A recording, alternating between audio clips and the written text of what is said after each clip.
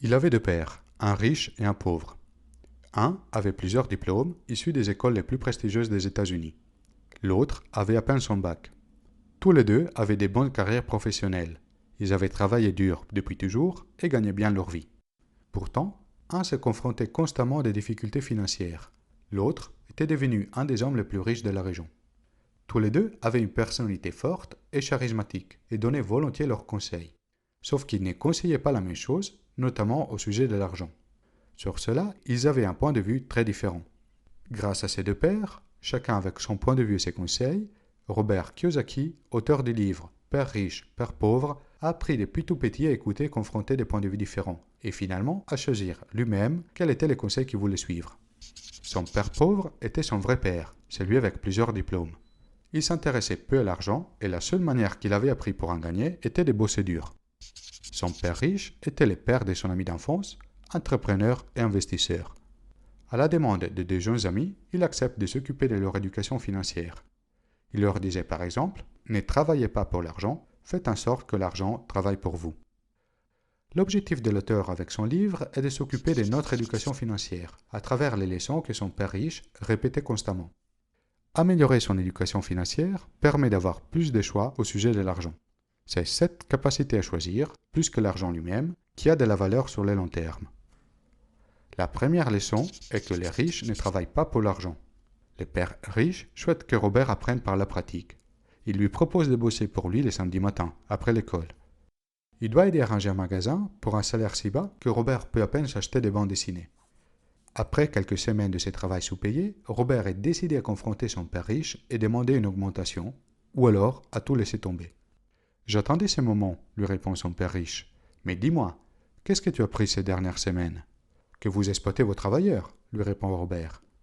Si tu veux apprendre à devenir riche, il vaut mieux que tu changes ton point de vue, lui dit son père riche. Si tu penses que je suis le responsable de tes problèmes, alors tu dois me changer, et cela va être difficile. Si par contre tu réalises que c'est toi le responsable, alors tu peux changer toi-même et la manière dont tu penses. La solution, tu l'as dans ta tête. Tu dois chercher les opportunités qui se présentent à toi et les saisir. Les pauvres et la classe moyenne travaillent pour l'argent. Les riches font en sorte que l'argent travaille pour eux. Apprendre comment faire pour que l'argent travaille pour toi nécessite du temps et du dévouement. La plupart des gens pensent que gagner plus d'argent va résoudre leurs problèmes. Peu réalisent que la vraie cause est le manque d'éducation financière. Pour être riche, il faut apprendre à distinguer entre actif et passif.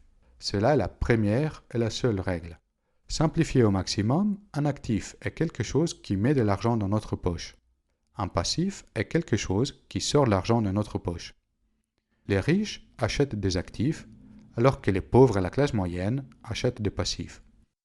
Si on prend l'exemple des pauvres, tout leur revenu sert à couvrir les dépenses. À la fin du mois, il ne reste plus d'argent. Pour les classes moyennes, le surplus d'argent leur permet de se constituer un patrimoine.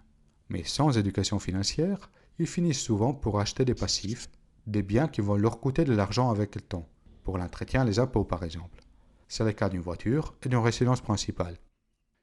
Avec le temps, ils ont donc besoin de gagner plus d'argent simplement parce que leurs dépenses ont augmenté à cause des passifs qu'ils ont achetés. Les riches, par contre, utilisent leur argent pour acheter des actifs. Il s'agit d'actions, d'investissements immobiliers, bref, des choses qui vont à leur tour générer de l'argent. Avec le temps, leurs revenus augmentent grâce à leurs actifs. Finalement, ils arrivent au point où les revenus générés grâce à leurs actifs permettent de couvrir toutes les dépenses. Ils seront alors financièrement indépendants. Ils n'ont plus besoin de travailler pour maintenir leur train de vie. Voilà donc la deuxième leçon, améliorer son éducation financière. Une fois que l'on commence à apprendre sur l'argent, il faut agir pour construire sa richesse. Il faut se concentrer sur ses actifs et travailler pour les faire grandir avec le temps. Une des manières indispensables est de se payer un premier. J'ai déjà introduit ces concepts dans la vidéo « L'homme le plus riche de Babylone ». Il est indispensable d'apprendre à ne pas dépenser tout ce que l'on gagne, de manière à avoir toujours de l'argent à investir. Aussi, une fois qu'un euro est rentré dans ses actifs, il ne faut plus le sortir. C'est comme si cet euro devenait votre employé. Il va travailler dur pour vous, pour augmenter vos revenus, et si vous les dépensez, vous allez perdre un précieux collaborateur. Face à des moments de besoin, il est tentant de puiser dans ses actifs pour récupérer l'argent nécessaire. Mais en ce faisant, on se prive de la source de sa richesse.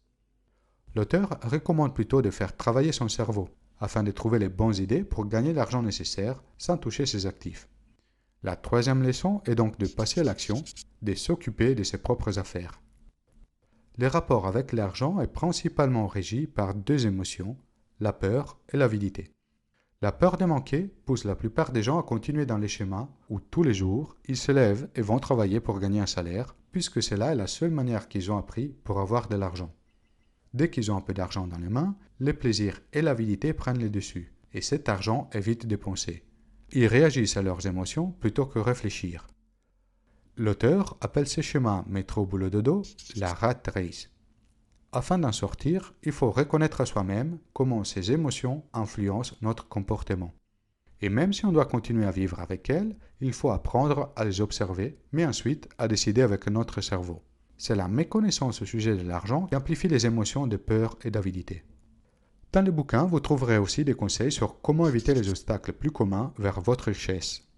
La peur, qui pour ne pas renoncer à la sécurité, nous freine dans l'action et dans l'apprentissage. Le cynisme, celui des gens qui n'ont jamais investi, mais qui ne se privent pas de vous expliquer pourquoi il ne faut pas le faire. La paresse, surtout celle la plus commune, celle des gens surbookés. Leur hyperactivité leur permet d'éviter de faire face à leurs peurs. Les mauvaises habitudes qui régissent notre vie bien plus que notre éducation, c'est pour cela qu'il faut apprendre à se payer en premier. Et pour terminer, l'arrogance, qui est égale à l'ego, plus l'ignorance. Cela nous porte à penser que ce que nous ne connaissons pas n'est pas très important. Il faut rester humble et demander à un expert ou acheter un livre sur les sujets qui nous intéressent. Qu'est-ce que vous pensez de ces enseignements? Est-ce que vous partagez le point de vue du Père riche? Laissez un commentaire ci-dessous. Vous trouvez les liens vers les bouquins Père riche, Père pauvre dans la description de la vidéo. Si vous avez aimé la vidéo, inscrivez-vous à ma chaîne YouTube et partagez la vidéo autour de vous. Si vous êtes intéressé à plus de contenu, visitez le site internet mindparachutes.com.